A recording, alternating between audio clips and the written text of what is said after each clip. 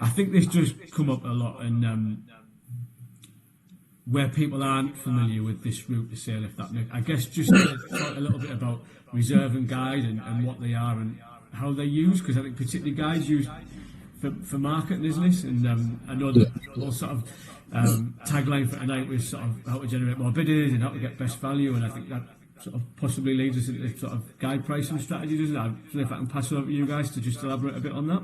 Yeah, absolutely. I mean, to be honest, you've got two different price points there. You mentioned your reserve price and your guide price. Each one is more important than the other for a different person involved here. So essentially, for any landlord involved, that reserve price is the most important figure, because that essentially is their security net. Whatever your reserve price you set on that property, you know that you don't have to sell for a penny less than that figure unless you decide to do so otherwise. And that is the most important thing. So ones where you've got equity, ones where you don't have equity, you can really set that security as to, I don't want to take any shortfall on this, so my bottom line is this figure. This is where it has to be, and unfortunately I can't sell any lower than that. But the thing is, if that is set correctly, if that's set to financially cover the seller, the most important figure to us as auctioneers and to you guys as estate agents is the guide price, because that reserve price is completely hidden. Nobody knows what that is. That's the vendor's security net. But that guide price is what indicates what level of interest we're going to manage to pull in on this property.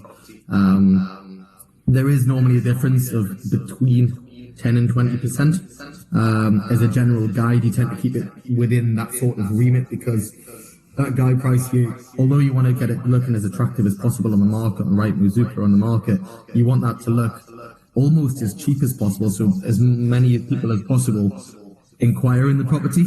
And essentially, the aim of the game is to get as many people as we can bidding against each other to drive that price up.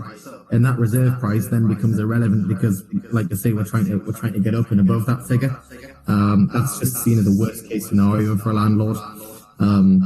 But that guide price is where we really pull in any form of interest in the property. And if that guide price is priced correctly, you will get interest in the property, and you will get people giving you a figure to work with.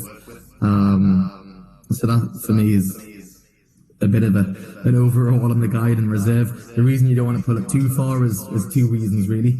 We don't want to be misleading to buyers, so we don't want to have a starting bid on a property of £20,000 if a reserve price is going to be £50,000-60,000, because quite frankly it becomes misleading. So there's a certain conduct you have to adhere to. But on the flip side of that, you also don't want to have a mountain to climb from the offers coming in originally to where that security level is. You don't want to have too big of a jump before you're really in that sort of threshold as to getting your yield in.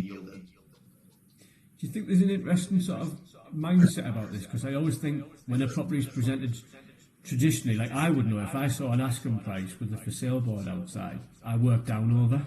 Yeah. If that makes sense, where I think with the bidding methodology, people know when they see the guide advertised, they have to work up, and I think that's quite important, isn't it, psychologically, in terms of getting the best price. One method, people will immediately start to work down, because of course you do. With this method, people know they've got to go up. Yeah, absolutely. And any point of contact that they have with any of my sales guys, anyone at Pattinson's, is that will always be explained. That essentially, that guide price, it's a starting bid, and it's a starting price for a reason, because if you come in at that price or higher, your figure's at least going to be considered by the seller. We're going to have that conversation with regards to what the buyer's position is, what figure's on the table, and everything's transparent, so we can come back with a complete response to that. But you're absolutely right, that expectation is set from the offset as to that guide is a starting point, and we need to be looking in excess of that, not lower than that. And by all means, I mean, you will always get people that will come in with low figures, and I'm talking well below where that starting price is. Everyone loves a chancer, but we also, we know what's happening in that situation, and we won't be afraid to reject those sorts of bids on the seller's behalf, because we know there's an area that we need to be in.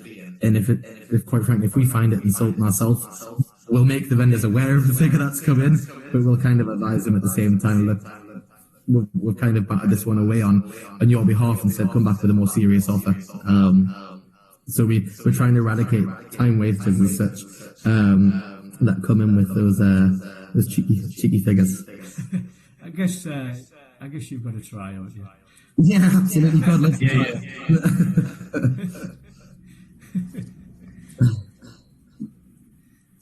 So, and I guess this is where we'll start to draw, I guess, some of the different